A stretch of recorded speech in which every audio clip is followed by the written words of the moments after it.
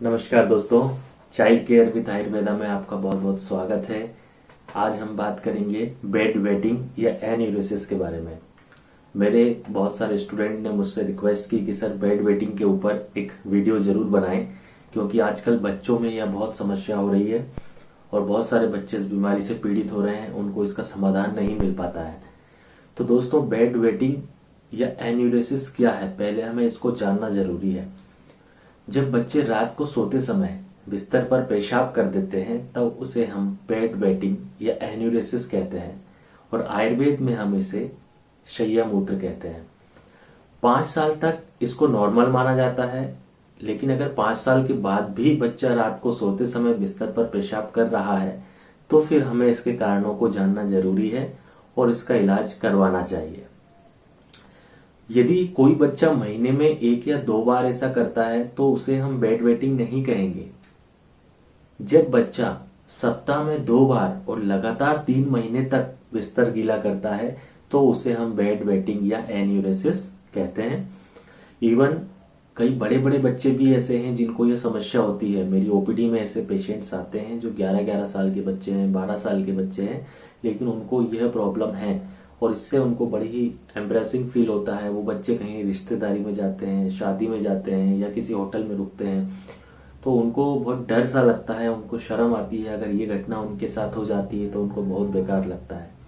इसीलिए हमें इसके कारणों को जानना जरूरी है कि आखिर इसके पीछे एग्जैक्ट रीजन क्या है, क्यों यह बीमारी होती है और इसका इलाज क्या है।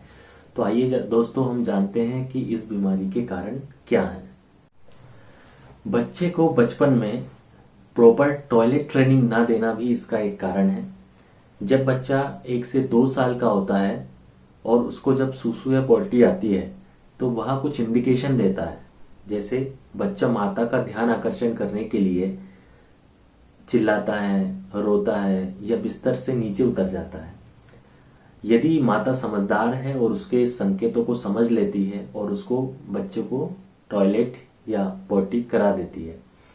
लेकिन यदि माता इनके बच्चे के संकेत को नहीं समझ पा रही है तो धीरे धीरे क्या होता है, बच्चा ये इंडिकेशन देना बंद कर देता है और बिस्तर पर ही पेशाब कर देता है। इसीलिए बच्चे को प्रॉपर टॉयलेट ट्रेनिंग देना बहुत जरूरी होता है। दूसरा कारण है इसका कि बच्चे को स्ट्रेस होना। अब स्ट्रेस वो किसी भी चीज का हो सकता है।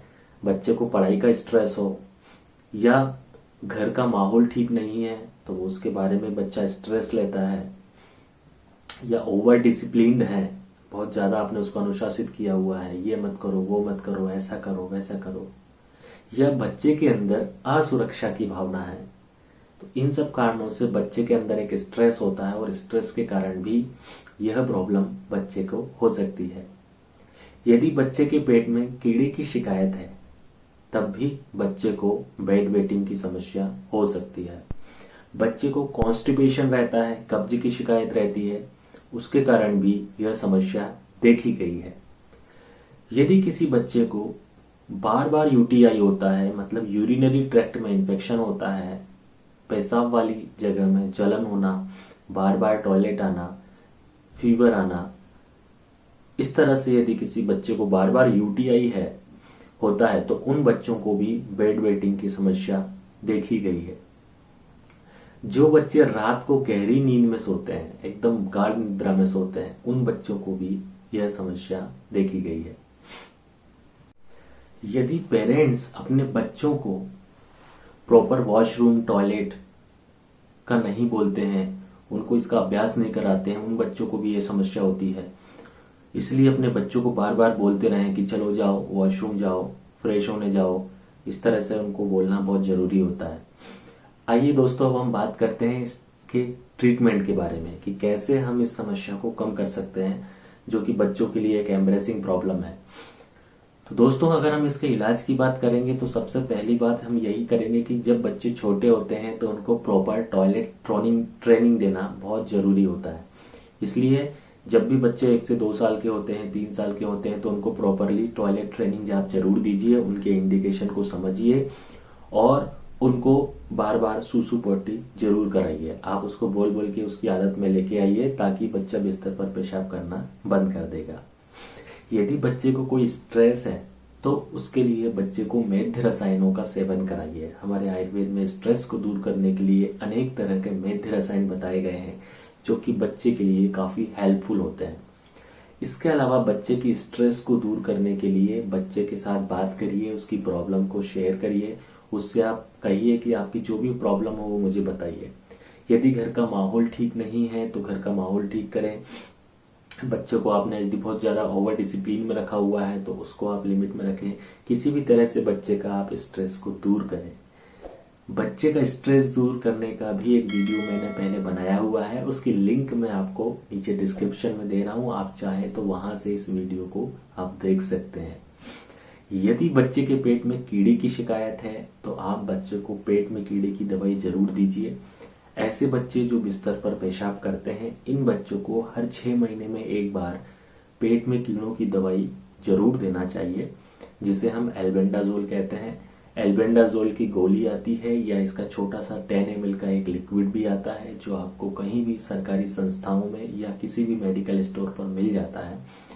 यह एल्बेंडाजोल बच्चों को हर 6 महीने में दिया जाता है। यह पेट में कीड़ों की दवाई होती है और साल में 2 बार तो सरकार भी इसके ऊपर इन दवाइयों को बांटती है, जिसे हम सरकार इसका राष्ट्रीय कृमि मुक्ति दिवस मनाती है जो कि 10 फरवरी और 10 अगस्त को मनाया जाता है। आप देखेंगे कि 6-6 महीने का इसमें गैप है।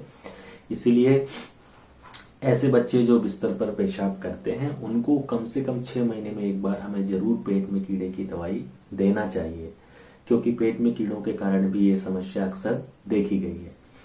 ऐसे बच्चे जो रात को गहरी नींद में सोते हैं तो इन बच्चों को आप दिन में 1 घंटे के लिए जरूर सुलाएं। ऐसे बच्चे जो दिन में 1 से 1.5 घंटे यदि सो लेते हैं तो रात को इनकी नींद इतनी गहरी नहीं आएगी। जब भी इनको टॉयलेट आएगी तो इन बच्चों को पता चल जाएगा, या आप जब इनको उठाएंगे टॉयलेट कराने के लिए तो ये आसानी से उठ जाएंगे।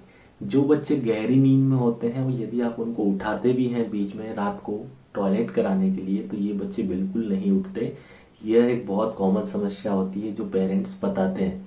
जब मैं पेरेंट्स को इसका इलाज बताता हूँ कि रात को बच्चे को उठाकर एक बार टॉयलेट आपको जरूर कराना है, तो उनका यही कहना होता है कि सर ये बहुत गहरी नींद में होता है और हम इसको उठा कर परेशान हो जाते हैं लेकिन बच्चा उठता नहीं है। तो उसको उठाने के लिए आपको दिन में 1 से 1.5 घंटे सुलाना है, ताकि बच्चा जब दिन में रेस्ट कर लेगा तो रात को उसकी नींद अपने आप खुल जाएगी। यदि बच्चे को बार बार यूरिनरी ट्रैक्ट में इन्फेक्शन होता है तो उसके लिए आप अपने पीडियाट्रिशियन को जरूर दिखाएं और उसकी इस समस्या को दूर करें। अपने बच्चों को बार बार बोलिए, बच्चा जब सुबह सोकर उठता है तो उसको पॉटी भेजिए, उसको डायरेक्ट उठते ही सबसे पहले टॉयलेट के लिए भेजिए। तो आपको उनको बोलना पड़ेगा। बच्चों का फिक्स नहीं होता, बच्चे भूल जाते हैं कि हमें लैट्रिन भी जाना है, हमें वॉशरूम भी जाना है। तो आप जब उनको डेली सुबह उठकर पॉटी के लिए भेजेंगे तो धीरे धीरे क्या होगा, शुरू में तो बच्चा आपसे कहेगा कि मुझे आती नहीं है पॉटी सुबह उठकर, लेकिन आप देखेंगे कि धीरे धीरे जब वो बच्चा रोज जाकर बैठना शुरू हो जाएगा तो अपने आप उसका वो टाइम फिक्स हो जाएगा और उसको पॉटी आना शुरू हो जाएगी। क्योंकि हमारा जो शरीर है एक बायोलॉजिकल क्लॉक की तरह काम करता है, उसकी एक हैबिट हो जाती है। यदि वो डेली एक ही एक काम करेगा तो हैबिचुअल हो जाता है और वो अपने आप सुबह उठकर पॉटी को जाने लगेगा। इस तरह से यदि आप देखें कि बच्चा यदि सुसु नहीं गया है बहुत देर तक तो आप उसको बोलिए कि जाओ वॉशरूम जाओ और सुसु करके आओ। तो इन बातों का आपको ध्यान रखना जरूरी है।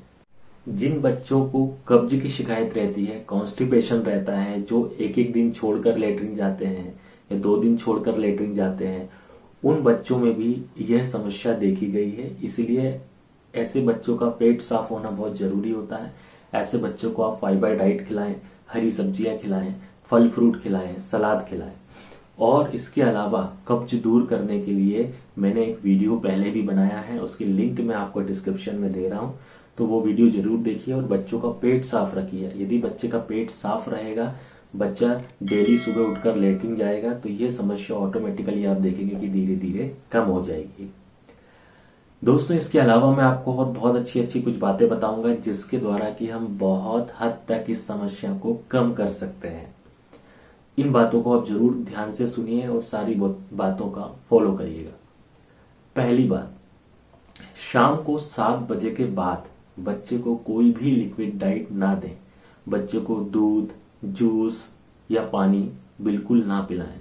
जो भी आपको देना है आपको शाम को 7 बजे के पहले आप जितना पिलाना चाहें पिला दीजिए, लेकिन रात के समय कभी भी दूध ना दें। कई पेरेंट्स होते हैं जो बच्चे को रात को सोते समय दूध पिलाते हैं, तो यदि उन बच्चों को बेड वेटिंग की शिकायत है तो रात को सोते समय उनको दूध ना पिलाएं, आप उनको सुबह दूध दे सकते हैं। बच्चे को रात को सोने से पहले एक बार टॉयलेट जरूर कराना चाहिए। जब भी बच्चा सोने के लिए जाता है उसके जस्ट पहले टॉयलेट कराकर ही बच्चे को सुलाएं। एक बार रात को उठाकर बच्चे को टॉयलेट जरूर कराएं। जब भी बच्चा सो जाता है उसके बाद में रात को उठाइए। देखिए क्या होता है कि कुछ बच्चे होते हैं जिनका एक फिक्स टाइमिंग होता है। पेरेंट्स इस चीज को चाहे तो नोट कर सकते हैं कि कुछ बच्चे आधी रात को बिस्तर गीला करते हैं। कुछ बच्चों का टाइम होता है वो जब सुबह का समय होता है उस समय बिस्तर पर पेशाब करते हैं। कुछ बच्चे क्या होते हैं जब सो जाते हैं तो सोने के जस्ट 1 घंटे बाद ही टॉयलेट कर देते हैं। तो ऐसे मैक्सिमम बच्चों का एक फिक्स टाइमिंग होता है कि वो इस समय टॉयलेट करते हैं। तो उसके लिए हमें क्या करना है कि अलार्म थेरेपी का प्रयोग करना है। जब बच्चे जो टाइमिंग बच्चों का होता है उसके आधे घंटे पहले का हम अलार्म भरेंगे और बच्चे को उठाकर बच्चे को टॉयलेट कराएंगे। इसे हम अलार्म थेरेपी कहते हैं। उससे क्या होगा कि जब बच्चे का टाइमिंग है टॉयलेट का उसके पहले यदि आप उसको उठाकर टॉयलेट करा देते हैं तो फिर बच्चा बिस्तर गीला नहीं करेगा। तो इस बात का भी आप विशेष रूप से ध्यान रखिए। जिस रात को बच्चे बिस्तर गीला नहीं करते हैं तो अगले दिन सुबह उठकर उन बच्चों को आपको अप्रिशिएट करना है। उनको आपको बोलना है कि वेरी गुड बेटा, आज आपने बिस्तर गीला नहीं किया, शाबाश, आप तो बहुत अच्छे बच्चे हो गए हो, कंट्रोल करना सीख गए हो। ये सब बातें देकर आप उसको अप्रिशिएट करेंगे ताकि उसका कॉन्फिडेंस बना रहे, उसका कॉन्फिडेंस लूज ना हो। और स्पेशल दूसरी बात ये ध्यान रखिए कि कभी भी आप इस तरह की बातें किसी दूसरे से शेयर नहीं करें, अपने पड़ोसियों से शेयर नहीं करें, रिश्तेदार से शेयर नहीं करें कि हमारा बच्चा जो है बेड पर टॉयलेट कर देता है। स्पेशली उस बच्चे के सामने ना बोलें। उससे क्या होता है बच्चे को अच्छा नहीं लगता और उसका कॉन्फिडेंस लूज होता है। इसलिए इस तरह की बातें कभी भी आपको किसी के सामने नहीं करना है। बच्चे को अप्रिशिएट करते रहना है। जब बच्चे को दिन में टॉयलेट आती है, दोस्तों ध्यान रखिएगा मैं दिन की बात कर रहा हूं कि दिन के समय जब बच्चे को टॉयलेट आती है तो उसको आप बोलिए कि टॉयलेट को थोड़ा सा रोक के रखे और उसके बाद टॉयलेट जाए। इससे क्या होगा, इससे उसकी मूत्राशय की जो पेशियां हैं, जो मसल्स हैं, उसमें स्ट्रेंथ आएगी, उसके अंदर कंट्रोलिंग पावर बढ़ेगा, रोकने की क्षमता उसके अंदर बढ़ेगी। जितनी देर भी आसानी से वो कंट्रोल कर सकता है कंट्रोल करे, उसके बाद टॉयलेट के लिए जाए। दोस्तों ये जो लिटिल फिंगर होती है, छोटी उंगली होती है, इसको उस बच्चे को आपको बोलना है कि ऐसे उसको प्रेस करना है, छोड़ना है, प्रेस करना है, छोड़ना है, प्रेस करना है, छोड़ना है। इस तरह से जब भी वो फ्री रहता है बेटा तो आप उसको ऐसे बोलेंगे कि इसको प्रेस करे छोड़े, प्रेस करे छोड़े। ये एक पॉइंट होता है जिसके द्वारा भी हम इसका यूरिन का कंट्रोलिंग पावर हम बढ़ा सकते हैं और बच्चे की इस समस्या को हम कम कर सकते हैं। दोस्तों जो भी मैंने आपको ये उपाय बताए हैं, जो इसका ट्रीटमेंट बताया है, यह मेरा एक्सपीरियंस ट्रीटमेंट है। जो मैंने कई बच्चों को इस तरह का इलाज दिया है और ये बातें उनको बताई हैं और इससे बच्चों को बहुत आराम भी मिला है। इसलिए आप इन सब को फॉलो करिए, ये सारी बातें मानिए और अपने बच्चे से फॉलो करवाइए।